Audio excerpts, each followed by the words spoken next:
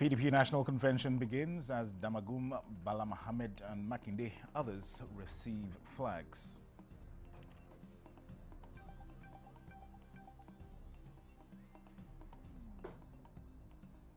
Federal government flags off 2025 to 2026 wheat dry season farming in Borno, targets 800,000 farmers across 16 states.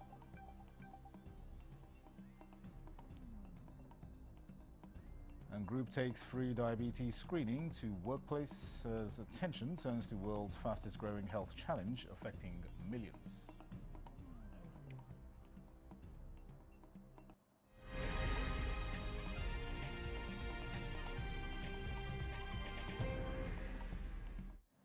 Hello and welcome to the news desk at 6 on NTA News 24. We're live in Abuja. I am Dennis Adegunloye.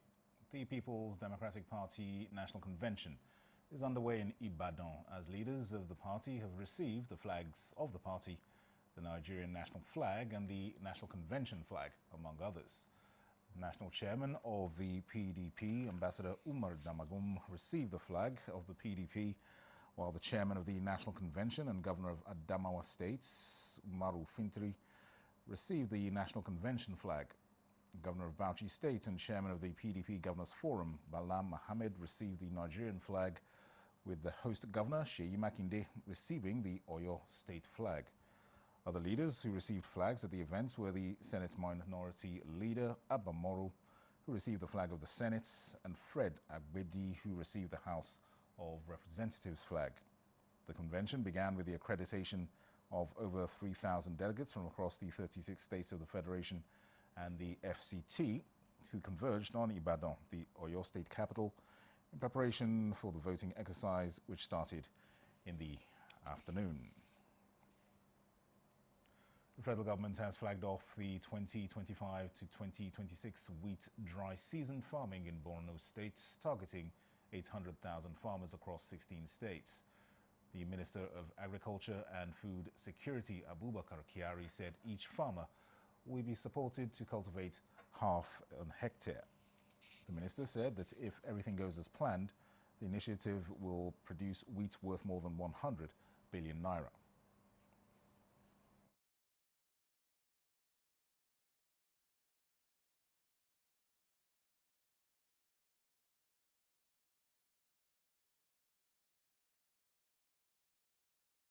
We can design programs, deploy resources, and mobilize institutions, but their successes depends on an enabling environment that only visionary leadership can provide. Borno State Governor Professor Umaru Zulum appreciated the government's intervention towards ensuring farmers enjoy maximum security to produce the food they need the most. He said that under the 2025 wet season farming, most farmers in the states produce food that would last them at least 12 to 18 months. She or he was able to produce what he can eat himself and his family for the next 1 or 2 years. I visited many local government areas in Borno State, starting from Bona to the Borno to Mongono, and physically interacted with the farmers, and we received acknowledgement from them. 6,000 farmers from the states are part of the wheat farming program to cultivate 3,000 hectares. The Northeast Development Commission has handed over a construction site of 25 kilometers asphalt overlay road from Buni, Yadi to Magza, linking Yobe, Borno and Adamawa states from the southern flank. Yobe State NEDC coordinator Ali Ibrahim Abbas said the project is part of the Commission's infrastructure development efforts under the Northeast Stabilization and Development Master Plan. Adam Yusuf Ali reports. The official handover of the project site, Yobe State Commissioner for Works Engineer Umaru Wakile Dudai reaffirmed the state government's commitment to continuous partnership with NEDC, describing the initiative as a vital step towards improving the lives of citizens.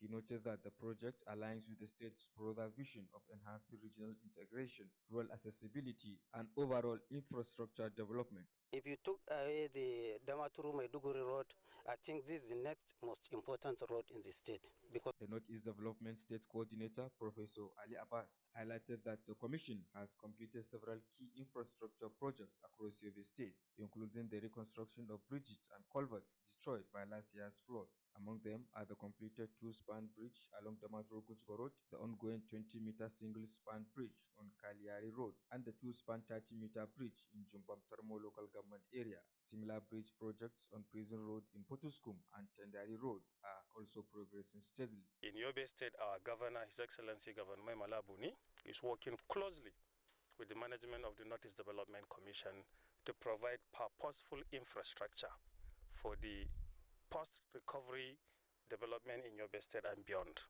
Managing Director of Greenland Multiple Investment Limited, Musa Abubakar Usman, disclosed that his company was awarded 25 kilometers of the Damaturu-Magza Road project. He assured that the company will adhere to project timeline and deliver quality work in line with established engineering standards. These initiatives underscores NEDC's commitment to rebuilding critical infrastructure and strengthening economic connectivity across the Northeast region. In Damaturu, Adam Yusuf Ali, NTA News. The Nigerian Air Force component of the Joint Task Force of Operation Fansanyama has achieved a major operational breakthrough following precision air interdiction missions conducted on the 14th of November at the Sauri Bandit Camp in Safe local government area of Zamfara State. Statements by the Director of Public Relations and Information, Air Commodore Ehimen Ejodame, indicates that the mission was undertaken after comprehensive intelligence and surveillance operations confirmed significant terrorist activity and rustled livestock concealed on a high ground hideout used by the criminals as both a defensive position and a logistics hub. Acting on this intelligence, the air components executed multiple coordinated strike passes on the identified targets, achieving direct hits that dislodged surviving terrorists attempting to flee into surrounding vegetation, where they were subsequently tracked and effectively engaged. The operation underscores the unwavering resolve of the Joint Task Force and the Nigerian Air Force under Operation Fansanyama to deny terrorists safe havens, strengthen security in Zamfara State, and support wider national efforts to restore lasting peace and stability across the Northwest. Civil society groups must be able to carry out activism that will not be detrimental to patriotism, security architecture, and national development. Commissioner of Police Olohindare Jimo stated this during a parley with civil rights advocates at the State Police Command in Lagos. Musa Toliat has details.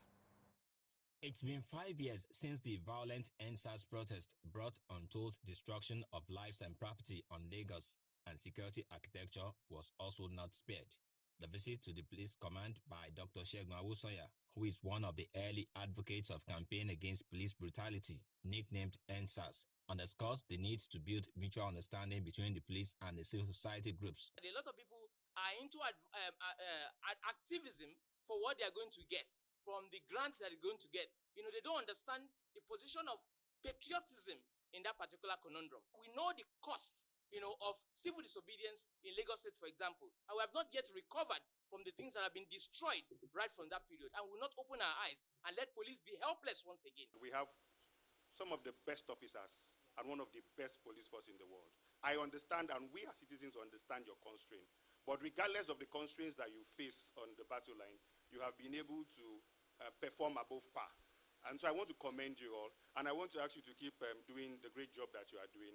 Commissioner of Police Olondare Jimo says the police will continue to work with civil society groups to ensure that no procession in the guise of peaceful protest is allowed to bring needless disruption to public peace. Where you have left it, we have not shifted our back then. Because like I said, we met in the trenches and it was very tough because we end up having what we had as reform SARS, which was the engine that ended that issue that will have dovetailed into crisis. The Lagos State Police Command will continue to uphold the law within the ambit of the law. We are to respect the law, which we are doing at all time. It is when an environment is secure, that is when the law can equally be properly enforced. CP Jima also reassured residents that the State Police Command is better positioned to keep them safe as they go about their daily lawful engagements. In Lagos, Musa Toliat, NTA News. This is the news desk at 6 on NTA News 24. More reports after this break. Stay with us. And the National Productivity Order of Merit Award goes to the only tomato paste manufacturer to win the National Productivity Order of Merit Award by the federal government of Nigeria, endorsed by the Association of Private Medical Practitioners of Nigeria. This is an evidence of 100% natural goodness, great quality and great taste. So eat healthy to live longer. Use Arisco tomato paste and products. 100% natural tomato. Better food na correct. Buy now and enjoy up to 20% discount. Arisco tomato paste, the taste of Nigeria. Baffy Furniture's legendary final sale of the year is here. This festive season, enjoy extra savings on luxury and comfortable sofa sets, modern and functional dining sets, sophisticated and smart bed sets, and our royal collections, classy, premium, and truly exclusive. Shop 10 million naira and receive a complimentary Daisy tea set. Spend 15 million and take home a 65-inch smart TV. Go higher at 20 million and experience unmatched comfort with our exclusive massage chair. Visit our showrooms in Abuja, Lagos, Kano, and Enugu, or shop online. It's big, it's bold, it's unforgettable.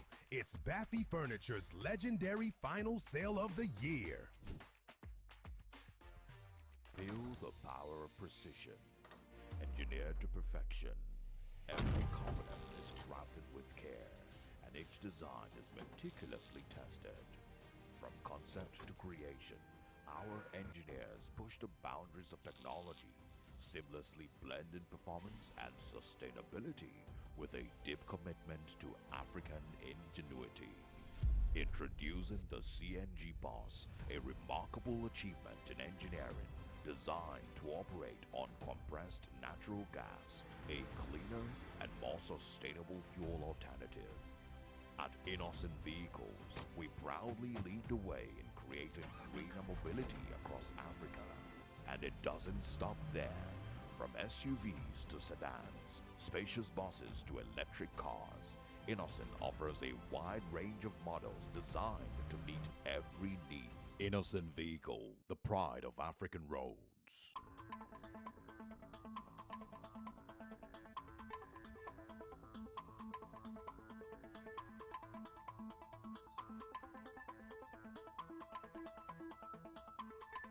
This is NTA News 24.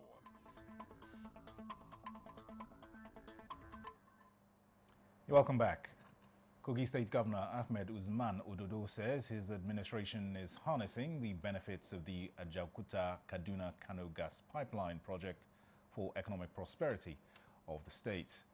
He made this known at an interactive forum organized by the Ajaokuta-Kaduna-Kano Business Development Roadshow in Lokoja with the theme Accelerating Domestic Gas Utilization and Driving the CNG Revolution along the AKK Corridor.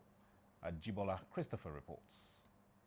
Governor Ahmed Usman Ododo noted that Kogi State is a confluence of pipelines, prosperity and opportunities, saying that the Ajaokuta-Kaduna-Kano AKK gas pipeline, when completed, will give room for investment, innovations and industrial growth in Kogi State and the country at large. Governor Ododo acknowledges the commitment of President Bola Ahmed Tinubu to the AKK project, which he says is a testament to his determination to ensure energy shift to cleaner power with a view of repositioning Nigeria as an economic nation. What Mr. President has done is to make Nigeria a diplomatic and industrial force, a nation that will not only produce gas for its citizens, but also for the entire world. With Kogi State attracting major investment, Governor Ahmed Usman Ododo says the economy is expanding and the young people are finding gainful employment across emerging sectors, stressing that securing approval for free trade zone will equally transform Kogi State into the commercial nerve center of Nigeria. Free trade zone is awaiting Mr. President's final approval and declaration. And yesterday, thank God, is a father that is focused. I met with him and he has given enough. And by the spirit of God, before the end of this month, we'll get that approval for the declaration of that free trade zone. And the government of Nigeria has always been open to gas and recognized gas.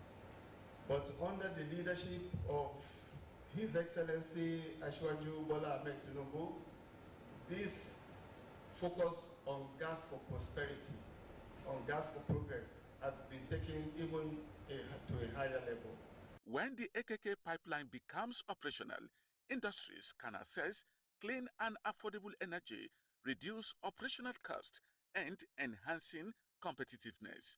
Ajibola Christopher, NTA News.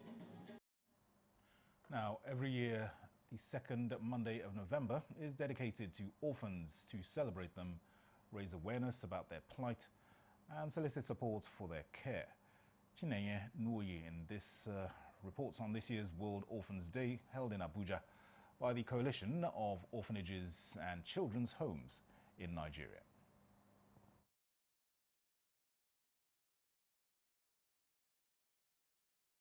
Millions of children all over the globe have become orphaned for many reasons: war, famine, displacement, disease, or poverty.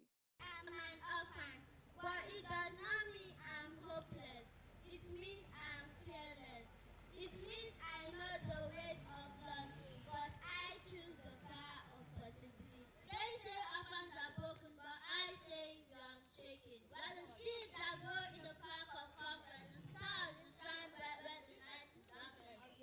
As the second Monday in November every year is set aside to celebrate them and draw attention to the plight of these orphan children, the Coalition of Orphanages and Children's Homes in Nigeria, Cochin, organized a memorable event at the Mona Lisa Park, Abuja, for children from about 110 homes in Abuja to put smiles on their faces.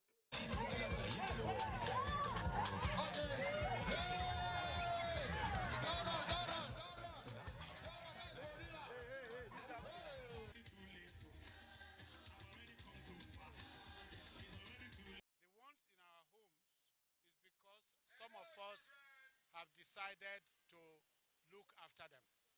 Some of us decided to take these children who are either orphans by orphan definition or vulnerable children, and through the Women Affairs or the Mandate Secretary of FCT, they have been brought to our homes to look after. And in our homes, we are responsible for their education, medical, clothing, everything. We are bringing this to the knowledge of government that these are Nigerian children, and because they are Nigerian children, government needs to step in and support them. Support them by way of education, scholarships, support them by way of medical, provide them free medical, or sponsor them. So, in the area of coordination and sanitization of the homes and orphanages, the first thing that the Mandate Secretary did was to get the approval to set up a ministerial committee for the recertifications of all the homes and orphanages in the FCT, and of course to also update the adoption processes. I do not stand here today asking for pity. Pity built cage. In the meantime, the world every November turns its attention to diabetes, one of the fastest growing health challenges affecting millions. Here in Abuja, the Unity Lions Club, District 44A2, marked the day in a special way, taking free diabetes screening directly to the workplace, where officers and men of the Federal Road Safety Corps took their turns for free testing. Dennis Temple reports. It was at the Federal Road Safety Corps headquarters, Abuja. The atmosphere blends of duty and health consciousness. Officers stream in, one after another, rolling up their sleeves, literally for a quick diabetes test. You can get tested, you understand, then your meals to be more of high fiber diet, vegetables. President, Abuja Unity Lions Club, speaks with warmth of someone who believes deeply in the cause. This year's diabetes says diabetes in a workplace, and that's why we are here today. This is a work environment, and we know that most times people are carried away with work, especially our men on the road, the men in uniform. So we chose this place to come and sensitize them. Let them know that this disease exists. Let them know how to go about it, to get tested. Let them know how to do proper follow-up, visits to the hospital, to get checked, and to be given medication that will help control their sugar. They say the club's goal is simple: reach people at the workplace, raise awareness early, and help prevent complications that often come from late detection. In Lions Club, we have 8 thematic areas. We have site preservation, we have diabetes, we have feeding the hungry, we have environment, we have youth empowerment, like that. Now, diabetes is one of them. Your little way might not be too big, but when you bring your little way, I bring my little way, will form something big to affect someone, to impact on someone's life. Very noble one, very, very humanitarian, and I think it's the right time. The message from Unity Lions Club is clear: early detection saves lives. In Abuja, Dennis Temple, NTA News. In honor of the late Professor Okello Uchuli, students of Anglican Girls Grammar School, Abuja, hosted a vibrant simulation of the African Union Summit of Heads of States. Gufan Shaji Ugwanyi reports on the exercise with the theme Promoting African Values, Inclusiveness and Knowledge Acquisition in the Era of Artificial Intelligence. The event begins with a lively drama festival featuring FCT schools who presented humorous, unique interpretations of the theme, promoting African values, inclusiveness and knowledge acquisition in the era of artificial intelligence. Witchcraft? Yes, so witchcraft in our community. The witchcraft is flying in the air. Hey, my queen, this is not a strange bed, and this is not witchcraft. Witchcraft. This is an example of artificial intelligence. AGGS students stepped into presidential roles, delivering compelling solutions to their nation's challenges. As chairperson, I would like to see an Africa where we embrace artificial intelligence and not lose human intelligence that binds us. The event also paid tribute to Professor Okello Okuli's legacy, reflecting on his enduring contributions. My father was the original convener, and it has been taken up by his wife. The essence of this program is to ensure that children, or as we see, ladies, are able to stand up for themselves. The girl child as the woman is not a place, a positioned gene for setback, but rather a leadership gene.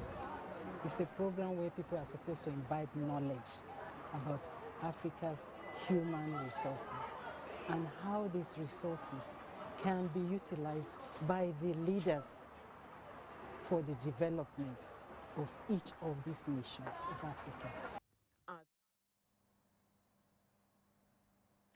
It was a gathering of APC party stalwarts across Nigeria who converged on the polo field to welcome new members. APC National Chairman Professor Nintawe Iwada And President of the Senate, Godswill Akpabio, received the defectors from the PDP, the Labour Party, PRP, ADC, and the NNPP. Among the defectors are Latep Dabang, the Director General, campaigned for the PDP during the 2023 elections, Dr. Patrick Dakum, governorship candidate for the Labour Party, and Alfred Dabwam, former governorship candidate of the NNPP. They were presented with the party flags and symbol of the broom by the APC national chairman, who assured them that they have put machinery on ground to position the party for overwhelming victory in 2027.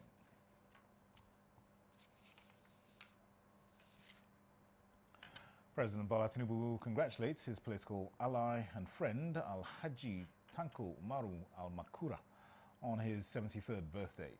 Al-Makura, a two-term governor of Nasarawa State and a chieftain of the All Progressives Congress, is the chairman of the Universal Basic Education Commission. He also represented Nasarawa South Senatorial District from 2019 to 2023.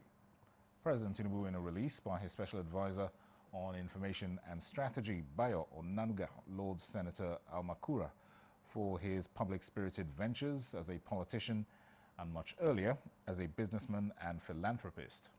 The president recalls Al-Makura's sweeping victory as an opposition candidate for the Nasarawa state governorship in 2011 and his leading role in the events that led to the merger that gave birth to the APC in 2013. President Tinubu thanks the former governor for his services to the country, his statesmanship, and dependability as a politician.